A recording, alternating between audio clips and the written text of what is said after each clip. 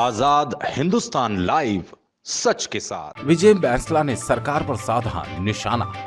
गुर्जर आरक्षण संघर्ष समिति के विजय बैंसला ने मुख्यमंत्री अशोक गहलोत तथा राज्य के शिक्षा मंत्री बीडी कल्ला पर रीट परीक्षा में उत्तीर्ण हुए एमबीसी वर्ग के अभ्यर्थियों के हितों के साथ कुठाराघात करने पर कड़ा आक्रोश व्यक्त किया।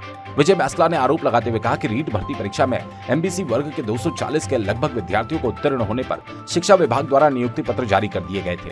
इन अभ्यर्थियों को एमबीसी से ओबीसी वर्ग में शामिल कर लिया गया, लेकिन सरकार ने तभी एक दूसरा आदेश जारी करते हुए एमबीसी से ओबीसी वर्ग में शामिल करके सभी के नियुक्ति पत्र त्वरित प्रभाव से रद्द कर दिए। ऐसे में अभ्यर्थियों के हितों के साथ खिलवाड़ किए जाने पर विजय बैंसला ने सरकार से जवाब मांगा। साथ ही उन्होंने न्यायालय द्वारा पूर्व में जारी किए गए आदेशों का हवाला भी दिया। विजय बैंसला ने चेतावनी देते हुए भी कहा कि एमबीसी वर्ग के अभ्यर्थियों के हित से खिलवाड़ करने पर तथा गलती को त्वरित प्रभाव से सरकार द्वारा दुरुस्त नहीं किया गया तो गुर्जर समाज सरकार के विरुद्ध बड़ा आंदोलन खड़ा करेगा।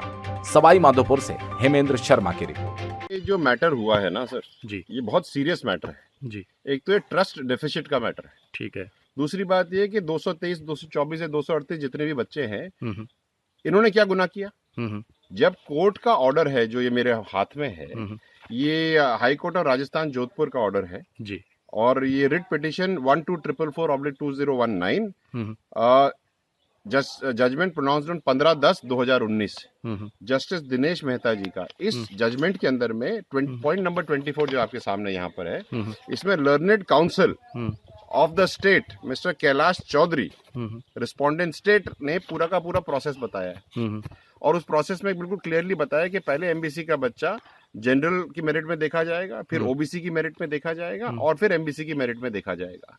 तो मुझे समझ में नहीं आता इशू क्या है। क्यों आपने हमारे बच्चों को नौकरी दे करके उनकी पोस्टिंग ऑर्डर्स दे करके फिर आपने वापस हटा करके उनको बेरोजगार कर दिया। इन लड़कों की सगाइयां हो गई हैं भाई साहब।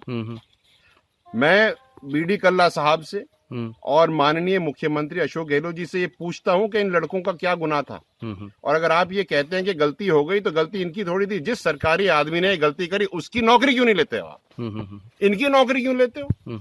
जब 223 अगर बच्चे हैं तो 466 घर बर्बाद होते हैं, उसका, उसकी पत्नी का, उसके ससुराल का और उसके घर वालों का।